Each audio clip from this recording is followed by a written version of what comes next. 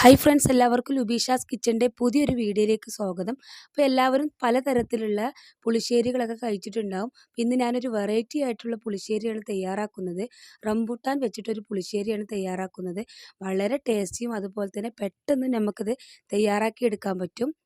അപ്പോൾ ഈ റംബൂട്ടാൻ വെച്ചിട്ടുള്ള പുളിശ്ശേരി എങ്ങനെ തയ്യാറാക്കാൻ നോക്കാം. അപ്പോൾ അതിന് വേണ്ടിയിട്ട് ഞാനിവിടെ ആദ്യം എടുത്തിട്ടുള്ളത് കുറച്ച് റംബൂട്ടാനാണ്. ഇനി ഇതിൻ്റെ തൊലിയെല്ലാം കളഞ്ഞെടുക്കണം. ഈ റംബൂട്ടാൻ്റെ ഉള്ളിലായിട്ടൊരു സീഡ് വരും. അപ്പോൾ കുട്ടികളൊക്കെ ഉള്ളവരാണെങ്കിൽ ആ സീഡ് നിർബന്ധമായിട്ട് കളഞ്ഞിട്ട് വേണം ഉണ്ടാക്കിയെടുക്കാനായിട്ട്. പിന്നെ അതിൻ്റെ എല്ലാ തൊലി കളഞ്ഞിട്ട് ഒരു മൺചട്ടിയിലേക്ക് ഇട്ടിട്ടുണ്ട്. ഇനി എരിവിന് ആവശ്യമായിട്ടുള്ള പച്ചമുളക് ഒരു 3 കട്ട് ചെയ്തിട്ട് ചേർത്ത് കൊടുക്കാം. ഒരു 1/2 സ്പൂൺ മഞ്ഞൾപ്പൊടി ചേർത്ത് കൊടുക്കണം. ഇനി ഇതിലേക്ക് ഞാൻ കാശ്മീരി ചില്ലി പൗഡർ ഒരു 1/4 ടീസ്പൂൺ ചേർത്ത് കൊടുക്കുന്നുണ്ട്. ഇനി ആവശ്യത്തിനുള്ള ഉപ്പ് ചേർത്ത് കൊടുക്കാം. അതിനുശേഷം ഒരു തണ്ട് കറിവേപ്പില ചേർത്ത് കൊടുക്കുന്നുണ്ട്. ഇനി ഇതിലേക്ക് ഞാൻ ഒരു ഹാഫ് ശർക്കര ചേർത്ത് കൊടുക്കുന്നുണ്ട്. ഒരു ചെറിയ പീസാണ് എടുത്തിട്ടുള്ളത്. ഇത് മുങ്ങാൻ പാകത്തിന് വെള്ളം ഒഴിച്ച് കൊടുത്തിട്ട് ഇതൊന്ന് വേവിച്ചെടുക്കണം. അതിന് മുന്നായിട്ടൊന്ന് ഞാൻ മിക്സ് ചെയ്ത് കൊടുക്കുന്നുണ്ട്. അപ്പോൾ റംബൂട്ടാൻ പെട്ടെന്ന് തന്നെ വെന്ത് കിട്ടും. അപ്പോൾ അതാ ഒരു 5 മിനിറ്റ് കഴിഞ്ഞിട്ടുണ്ട്. ആ സമയത്ത് മൂടി തുറന്നൊന്ന് മിക്സ് ചെയ്ത് കൊടുത്തതിന് ശേഷം നമുക്ക് ഇതിലേക്കൊരു അരപ്പ് തയ്യാറാക്കി എടുക്കണം. അപ്പോഴേക്കും റംബൂട്ടാനൊക്കെ നന്നായിട്ട് വെന്ത് വരും. അപ്പോൾ അതിന് വേണ്ടിയിട്ട് ഞാനൊരു മിക്സിയുടെ ജാർ എടുത്തിട്ടുണ്ട്. അതിലേക്ക് ഒരു അരമുറി നാളികേരം ചിരകിയത് ചേർത്ത് കൊടുക്കുന്നുണ്ട്. അതിനുശേഷം ഇതിലേക്ക് ഒരു വെളുത്തുള്ളിയും ഒരു ചെറിയ ഉള്ളിയും അതുപോലെ തന്നെ ഒരു 1/4 ടീസ്പൂൺ ചെറിയ ജീരകം കൂടി ചേർത്ത് കൊടുത്ത് ഇത് അരക്കാനായിട്ടുള്ള വെള്ളം ചേർത്ത് കൊടുത്ത് നന്നായിട്ടൊന്ന് അരച്ചെടുക്കണം. അപ്പോൾ അതാ റംബൂട്ടാൻ നന്നായി വെന്ത് വന്നിട്ടുണ്ട്.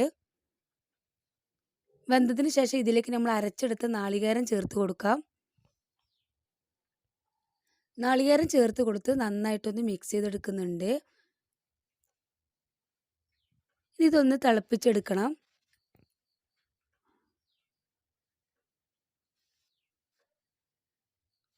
അപ്പോൾ വളരെ സിമ്പിളായിട്ട് നമുക്ക് തയ്യാറാക്കി എടുക്കാൻ പറ്റും. അപ്പോൾ അതാ നമ്മൾ തിളച്ച് വന്നിട്ടുണ്ട്. ഈ സമയത്ത് നമുക്ക് ഫ്ലെയിം ഓഫ് ചെയ്യാം. ഓഫ് ചെയ്ത് ഒന്ന് ചൂട് പോയതിന് ശേഷം നമുക്ക് ഇതിലേക്ക് ചേർത്ത് കൊടുക്കേണ്ടത് തൈരാണ്. അപ്പോൾ ആ ചൂടോടുക്കനെ തന്നെ നമ്മൾ ചേർത്ത് കൊടുക്കരുത്. ഫ്ലെയിം ഓഫ് ചെയ്തതിന് ശേഷമാണ് നമ്മൾ തൈര് ചേർത്ത് കൊടുക്കേണ്ടത്. അപ്പോൾ നല്ല കട്ടിയുള്ള തൈര് എടുത്തിട്ടുണ്ട് 1 കപ്പ്. അത് നന്നായിട്ട് മിക്സ് ചെയ്ത് കൊടുത്തതിന് ശേഷം നമുക്ക് ഈ കറിയിലേക്ക് ഒഴിച്ചു കൊടുക്കണം. അപ്പോൾ തൈര് ഒഴിച്ച് കൊടുക്കുന്ന സമയത്ത് ശ്രദ്ധിക്കേണ്ടത് ഫ്ലെയിം ഓഫ് ചെയ്തതിന് ശേഷം മാത്രമാണ് തൈര് ഒഴിച്ച് കൊടുക്കേണ്ടത്. അപ്പോൾ മൺചട്ടി ആയത് കാരണം ചട്ടിക്ക് നല്ല ചൂടുണ്ടാവും.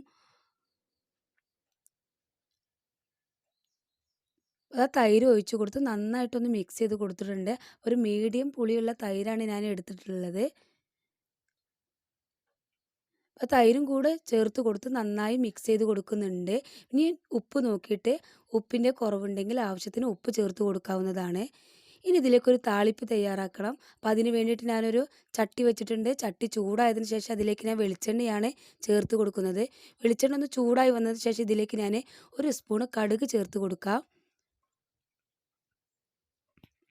അപ്പോൾ ആ കടുകെല്ലാം ഒന്ന് പൊട്ടി വരുന്നുണ്ട്. ഈ സമയത്ത് നമുക്ക് ഇതിലേക്കൊരു 1/4 ടീസ്പൂൺ ഉലുവ ചേർത്ത് കൊടുക്കണം.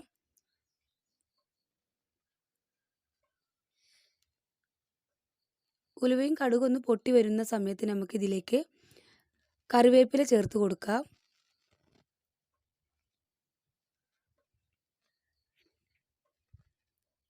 അപ്പോൾ അതാ ഉലുവയും കടുകെല്ലാം പൊട്ടി വന്നിട്ടുണ്ട്. ഇനി ഇതിലേക്ക് ഞാൻ ഒരു തണ്ട് കറിവേപ്പില ചേർത്ത് കൊടുക്കുന്നുണ്ട്. കറിവേപ്പില ചേർത്ത് കൊടുത്തതിന് ശേഷം ഇതിലേക്ക് വറ്റൽമുളകാണ് ഒരു 3 എടുത്തിട്ടുണ്ട്. അതും കൂടി ചേർത്ത് കൊടുക്കാം. ഇനി ഇതിലേക്ക് ഞാൻ ചേർത്ത് കൊടുക്കുന്നത് കാശ്മീരി ചില്ലി പൗഡറാണ്. പിന്നെ നമുക്കിത് ഫ്ലെയിം ഓഫ് ചെയ്തതിന് ശേഷം ചേർത്ത് കൊടുത്താൽ മതി. അല്ലെങ്കിൽ ലോ ഫ്ലെയിമിലേക്ക് മാറ്റിയതിന് ശേഷം ചേർത്ത് കൊടുക്കുക. അല്ലെങ്കിൽ കരിഞ്ഞു പോവും. ഒരു 1/4 ടീസ്പൂൺ എടുത്തിട്ട് ചേർത്ത് കൊടുത്തിട്ടുണ്ട്. അപ്പോൾ ഇത് ഓപ്ഷണലാണ്, നിർബന്ധമൊന്നുമില്ല. അപ്പോൾ നമ്മൾ കറിക്ക് നല്ലൊരു കളറ് കിട്ടും. ഇനി ഇത് നമുക്ക് കറിയിലേക്ക് ഒഴിച്ചു കൊടുക്കാം. അപ്പോൾ വളരെ സിമ്പിളായിട്ട് നമുക്ക് തയ്യാറാക്കി എടുക്കാൻ പറ്റും. അപ്പോൾ ഓണത്തിനൊക്കെ ഒരു സ്പെഷ്യലായിട്ടുള്ള പുളിശ്ശേരി ആവും ചെയ്യും. അപ്പോൾ എല്ലാവരും ഇതുപോലെ ഒന്ന് ട്രൈ ചെയ്ത് നോക്കുക. അപ്പോൾ ഇങ്ങനൊരു കറി ഉണ്ടെങ്കിൽ നമുക്ക് എത്ര വേണമെങ്കിലും ചോറ് കഴിക്കാൻ പറ്റും. അപ്പോൾ നല്ല ടേസ്റ്റി ആയിട്ടുള്ളൊരു കറിയാണ്. ഇപ്പോൾ റംബൂട്ടാൻ വെച്ചിട്ട് ഈ ഓണത്തിന് എല്ലാവരും ഒന്ന് പുളിശ്ശേരി തയ്യാറാക്കി നോക്കൂ. ഈ വീഡിയോ നിങ്ങൾക്ക് ഇഷ്ടപ്പെട്ടെന്ന് വിചാരിക്കുന്നു. ഇഷ്ടപ്പെട്ടിട്ടുണ്ടെങ്കിൽ ഫാമിലിക്കും ഫ്രണ്ട്സുകൾക്കൊക്കെ ഒന്ന് ഷെയർ ചെയ്ത് കൊടുക്കുക. നിങ്ങളുടെ അഭിപ്രായങ്ങളൊക്കെ ഒന്ന് കമൻറ്റ് ബോക്സിൽ അറിയിക്കുക. അപ്പോൾ ഇതുവരെ ആരെങ്കിലും സബ്സ്ക്രൈബ് ചെയ്യാതെ കാണുന്നുണ്ടെങ്കിൽ പ്ലീസ് ഒന്ന് സബ്സ്ക്രൈബ് ചെയ്യുക. സബ്സ്ക്രൈബ് ചെയ്യുന്ന സമയത്ത് തൊട്ടടുത്തൊരു കുഞ്ഞ് ബെല്ലൈക്കൺ കൂടെ കാണാം. അതിൽ ഓൾ എന്ന ഓപ്ഷൻ തന്നെ സെലക്ട് ചെയ്യുക. അപ്പോഴാണ് ഞാനിടുന്ന പുതിയ പുതിയ വീഡിയോസ് നിങ്ങൾക്ക് നോട്ടിഫിക്കേഷനായിട്ട് ലഭിക്കുന്നത്. അപ്പോൾ ഓണം പ്രമാണിച്ച് ഒരുപാട് വീഡിയോസ് ഞാൻ ഇതിന് മുന്നേ അപ്ലോഡ് ചെയ്തിട്ടുണ്ട്. കാണാത്തവരൊക്കെ ഉണ്ടെങ്കിൽ അതൊക്കെ ഒന്ന് പോയി കാണുക. അപ്പോൾ ഇൻഷാ അല്ലാ അടുത്തൊരു പുതിയ വീഡിയോയുമായിട്ട് നമുക്ക് വീണ്ടും കാണാം. Okay, bye.